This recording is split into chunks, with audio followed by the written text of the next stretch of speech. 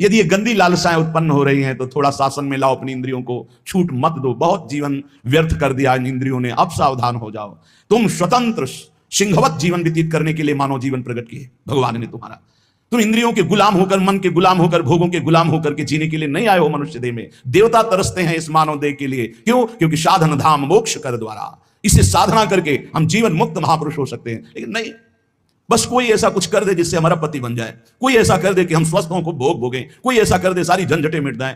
अरे औरों की तो बात जाने दो, भगवान जिनके घर में अवतरित हुए आप वहां दृष्टि डालिए। इतने बड़े भजनानंदी महात्मा वसुदेव और देवकी कंस कारागार में बंद किए हुए, भगवान पधार रहे हैं हथकड़ी बेड़ियों से जकड़े हुए। आप विचार कीजिए, भगवान के सिवा तुम्हें कोई बंधन मुक्त नहीं कर सकता।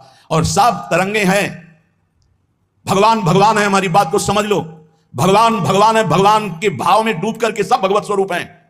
तरंग में वायु विकार है, वायु विकार हटा तो समुद्र ही है, पर इतना भेद है कि समुद्र करोड़ों अनंत तरंगे प्रकट कर सकता है, लेकिन एक तरंग समुद्र नहीं प्रकट कर सकती। ऐसे ही जितने महापुरुष हैं, जितने सिद्ध महापुरुष हुए, भक्त हो चाहे ज्ञानी हो चाहे योगी हो, वो माया विकार को नष्ट करके ब्रह्म रूप में लीन हो गए, तो ब्रह्म स्वरूप वो भी हो गए। ब्रह्मविद ब्रह्म ही भवति। लेकिन ब्रह्म तो ब्रह्म है, जिसने एक संकल्प मात्र से अनंत सृष्टि का सृजन कर दिया, उसकी समानता करने वाला त्रिभुवन में कोई नहीं। तो उन्हीं भगवान की, चाहे निराकार मानो, साकार मानो, सगुण मानो, निर्गुण मानो, उन्हीं भगवान की शरण में जाने के लिए सब संत महात्मा, और जो भगवान की शरण से अलग करके अपने को भगवान माने, तो हमें लगता है फिर बचना चाहिए ऐसे भगवानों से, जो अपने वचन से, अपने आचरण से, अपनी हृदय की भावनाओं से जीवों के माया जनित आकर्षण को नष्ट करके श्री भगवान से प्रीति करावे। उसे संत कहते हैं, उसे ब्रह्मर्षि कहते हैं, उसे महात्मा कहते हैं, उसे भक्त कहते हैं। शास्त्र उठा के देख लो, ब्रह्म स्वरूप हो गए हैं, दूसरों ने अनुभव किया कि साक्षात ब्रह्म है, लेकिन वो जब बोले तो अपने को ब्रह्म नहीं बोले। गोस्वामी तुलसीदास जी साक्षात भगवान के स्वरूप हो चुके। वो क्या कह रहे हैं? जो मैं अपने अवगुण कहूं, बाढ़ई कथा पार नहीं लाऊं, ताते मैं कछु अलप बखाने, थोड़े महू समुझे सयाने। कह रहे मैं अपने अवगुणों की यदि कथा कहूं तो ग्रंथ भर जाएगा। थोड़े बता दिए हैं कि मैं अवगुणी हूं, इसमें जो विवेकी जन है वो समझ पाएंगे मेरी बात को। क्या समझ पाएंगे? कि भगवान की शरण में जाने से जीव भगवत स्वरूप हो जाता है। गोस्वामी जी भगवत स्वरूप है, सामने भगवान बैठे हुए सबरी माता का स्तवन कर रहे हैं नवधा भक्ति के द्वारा, और सबरी जी ऐसा कह रहे, अधम ते अधम अधम अति नारी, तिनमा मैं मति मंद अघारी। ये है महापुरुष।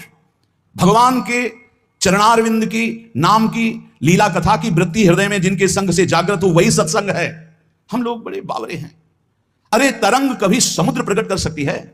सब तरंगे हैं, वायु विकार हटा समुद्र हो गए, मुझे कोई इसमें संशय नहीं। बूंद अलग है तो बूंद है, और समुद्र में गिर गई तो समुद्र है, लेकिन बूंद समुद्र नहीं प्रकट कर सकती। ऐसी करोड़ों अनंत बूंदे समुद्र से लहरों से ऐसे उठती रहती है, उनका नाम भगवान है। जिनसे अनंत महात्मा, अनंत ब्रह्म ऋषि, अनंत ब्रह्मांड सृजन, उन भगवान की शरण में जाने से इस माया से मुक्ति होती है। साहब समझ नहीं पा रहे। अरे जिनका नाम जप कर, जिनका चिंतन करके, जिनके आश्रय से जीव ब्रह्ममय हो जाता है, भगवत स्वरूप हो जाता है, वही तुम्हें करना है। यही सत्संग से प्राप्त होता है। अगर ये ना प्राप्त हो तो सत्संग नहीं है, वो कहीं ना कहीं घुमा करके हमको भटकाया जा रहा है।